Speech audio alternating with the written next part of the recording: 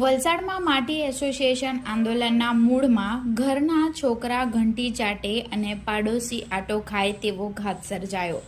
વલસાડમાં છેલ્લા ઘણા સમયથી કાર્યરત માટી એસોસિએશનના સભ્યોને આજરોજ મળેલી એક બેઠકમાં અનેક મુદ્દાઓ પર ચર્ચા કરવામાં આવી હતી, જેમાં ખાસ કરીને વલસાડ જિલ્લા બહારથી આવેલા લોકોને માટી ખોદકામ કરીને સ્થાનિક માટીના વેપારીઓને નુકસાન પહોંચાડતા હોવાની ફરિયાદો ઉઠવા પામી છે, જેને લઈ આજરોજ વલસાડ માટી એસોસિએશનની મળેલી બેઠકમાં વલસાડ જિલ્લાના તમામ ગામોના ગ્રામ પંચાયતોના સરપંચ તથા ખનીજ અધિકારી સહિતને નમ્ર અરજ કરવામાં આવશે તેવું નક્કી કરવામાં આવ્યું હતું.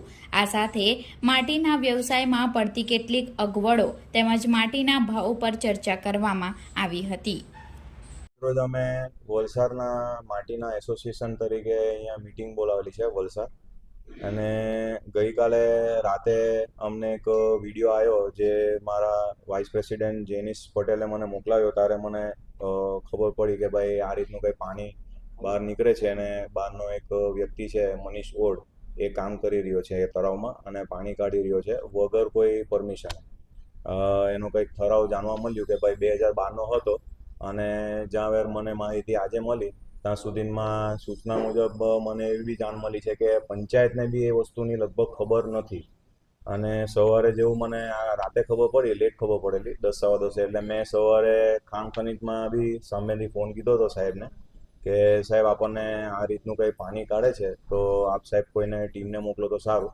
અને સાહેબે ટીમને બી મોકલી અને એમને કીધું કે જે કંઈ સ્થળ તપાસ કરવાની છે એ કાર્યવાહી મેં મારી રીતના કરીશ. જોકે આ બધું જે પાણી કાઢવાનું ને પાણી રાખવાનું કે જે બી કહો એનું ઠરાવ મંજૂરી આ તે બધું પંચાયત તરફથી થતું હોય છે. રોયલ્ટી તો ફક્ત એટલે ખાણ ખનીજ ફક્ત રોયલ્ટી માટે જ હોય છે, અને રોયલ્ટી આપવા માટેની જ એની પ્રક્રિયા હોય છે. એના પાણીનું લાગતું ઓળખતું નથી. એ છતાં મેં ત્યાં મારે લાગ્યું કે મારે જાણ કરવું જોઈએ, એટલે સાહેબને મેં જાણ કરી દીધી હતી. અને ત્યારબાદ અમે લોકોએ આજે અહીંયા મિટિંગ રાખેલી હતી. મિટિંગની અંદર ડિસ્કશનનો અમારો મેઇન મુદ્દો એ જ છે કે બીજા જિલ્લાઓની અંદર પણ એવી રીતનું જ ચાલે છે કે લોકલને પહેલે કામ આપે છે ને લોકલ પહેલે કામ લે છે ને રાખે છે ને કામ કરે છે. તો મારી બધાને આ સરપંચશ્રીના પ્રમુખો વલસાડના છે તેમને બી મેં બોલાવતા, વિનોદભાઈ પટેલ જે અમારા માટીમાં બી જોડાયા છે ને નાનાપરાના સરપંચ બી છે, તો એમના માધ્યમથી બી મારી નમ્ર વિનંતી છે બધા સરપંચોને કે તમે લોકલ જોડે કામ કરો, લોકલને ઠરાવ આપો, લોકલ તમારું બધું સાચવી આપશે, અમને બી કામ કરવાની મજા આવશે. અને જો કોઈ બહારનો વ્યક્તિ આવે તો એને કોઈ મનાઈ નથી. એને બી મારી એટલી જ રિક્વેસ્ટ છે કે તમે અમારા થકી કામ કરો, જેથી આ બધું વાદ વિવાદ ને બધું તમે જોયા વગર અચાનક કરી દો, તેનાથી અમારો જિલ્લામાં બધી જે બી કંઈક આ હેરાનગતિ ઊભી થાય છે, હોબાળો થાય છે, એના લીધે અમે જે કામ કરતા છે એ માનસિક અમને ડિસ્ટર્બન્સ આવે છે અને અમારી રોજીરોટીને નુકસાન થાય છે.